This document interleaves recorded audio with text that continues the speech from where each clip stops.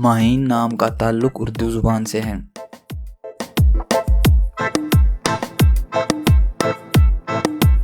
माहीन नाम का शुमार लड़कियों के नामों में होता है।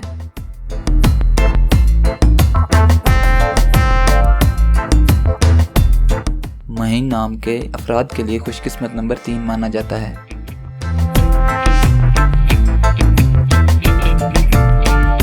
माहीन नाम का मतलब नाजुक पतला है।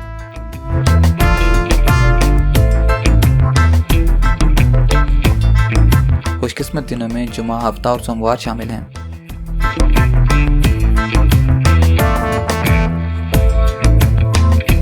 खुशकिस्मती वाली धातुओं में हिंसों के हिसाब से चांदी शामिल हैं।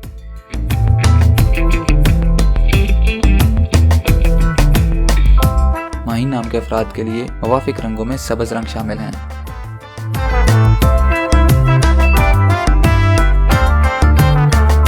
माहीन नाम के अफराद के लिए मुवाफिक पत्रों में मरकत शामिल हैं।